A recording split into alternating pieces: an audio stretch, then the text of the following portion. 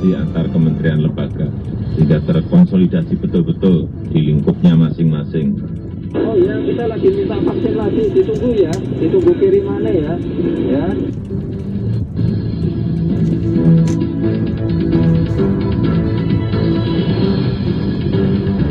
Dari berita, Presiden Joko Widodo mengingatkan seluruh jajarannya agar berhati-hati dalam mengambil kebijakan.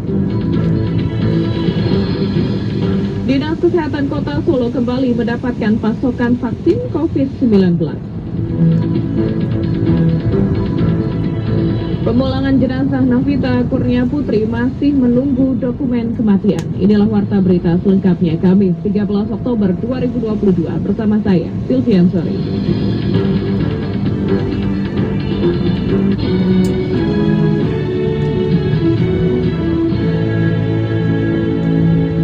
Sebelum kita simak informasi yang sudah disiapkan reporter Radio Republik Indonesia, kita ikuti terlebih dahulu sekilas berita.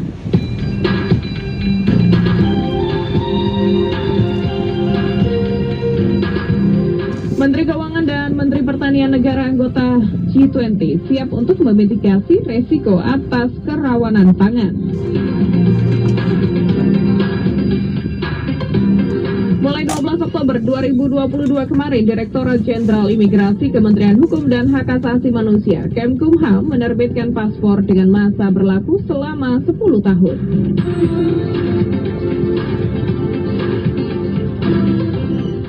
Anggota DPRD Sulawesi Barat, Hatta Kainang berharap anggaran belanja tak terduga atau BTT Provinsi sebesar hampir 3 miliar rupiah dapat segera dimanfaatkan untuk melakukan penanganan dan memberikan bantuan bagi korban banjir di Kecamatan Kaluku, Kabupaten Mamuju.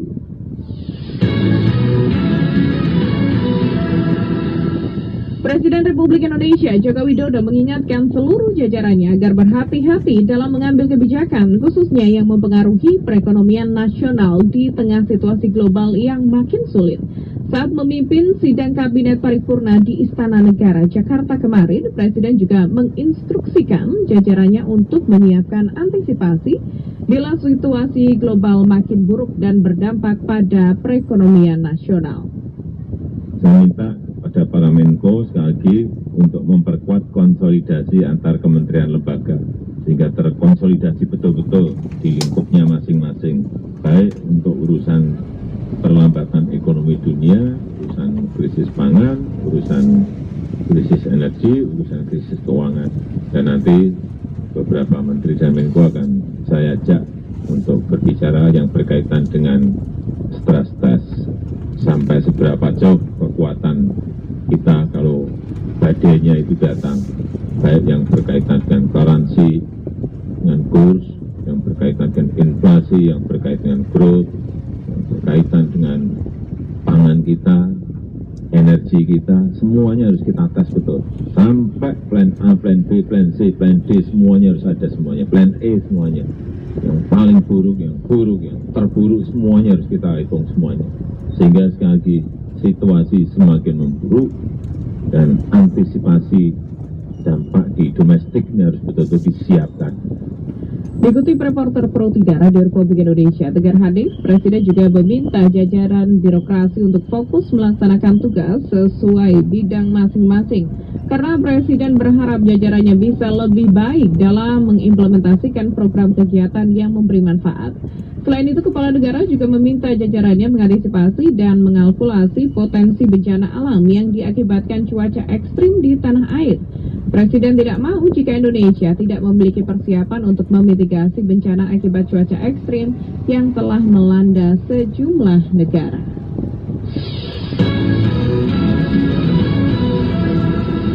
Beralih ke kabar dari luar negeri, pemulangan jenazah Novita Kurnia Putri, warga negara Indonesia berusia 25 tahun. Korban salah sasaran tembak di San Antonio, Amerika Serikat masih menunggu penerbitan dokumen kematian dari otoritas setempat.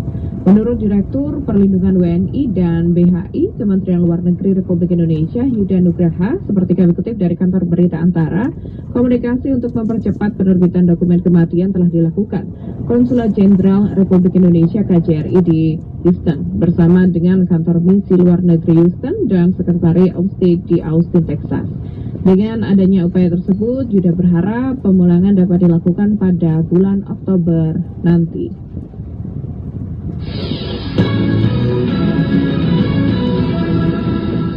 Terima kasih Anda masih mendengarkan Warta Berita Produksi Radio Republik Indonesia. Dinas Kesehatan Kota Solo kembali mendapatkan pasokan vaksin COVID-19 dari pemerintah provinsi.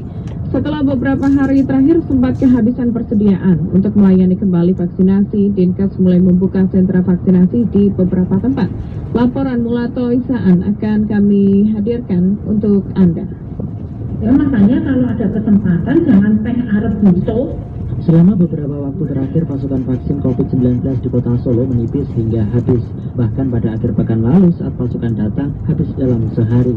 Pemerintah Kota Solo sampai mengumumkan warga yang ingin vaksin COVID-19 dan booster diminta mencari layanan vaksin ke daerah lainnya. Namun demikian, kini Dinas Kesehatan Dinkes Solo kembali menerima kiriman vaksin jenis Pfizer dan langsung dilakukan vaksinasi di beberapa tempat.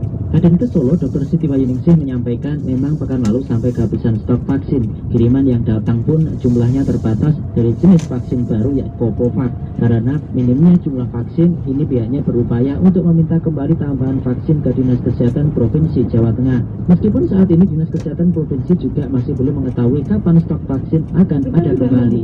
Kan begitu lebar, mereka nggak memanfaatkan. Sekarang mau butuh baru itu. Makanya kalau ada keran itu langsung dimanfaatkan. Karena begitu butuh vaksin saya satu vial untuk 10 orang. Cuma ada satu, saya nggak mau vaksin. Duit negara tak buang. Informasi yang dihimpun RRI, layanan vaksinasi kembali dibuka di sejumlah puskesmas seperti puskesmas Stabelan untuk dosis 1 maupun 2 atau booster dengan jenis vaksin Pfizer. Vaksinasi malam dibuka mulai pukul 18 sampai dengan 20 waktu Indonesia Barat.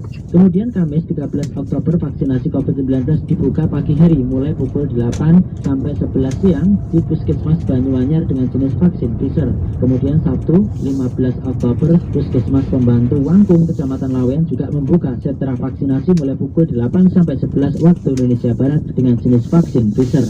Wali Kota Solo Gibran Rakabuming Raka menyatakan warga tidak perlu khawatir mengenai stok vaksin. Pihaknya akan terus meminta stok kepada provinsi maupun Kementerian Kesehatan.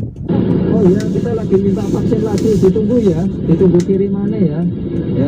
Sebagai informasi, saat ini capaian vaksinasi di Kota Solo mencapai 72,19% khusus untuk vaksin booster. Sementara untuk vaksin dosis pertama sekitar 131,58% dan vaksin dosis 2 123,32%. Meskipun saat ini angka kasus COVID-19 cenderung rendah, namun kasusnya masih ada.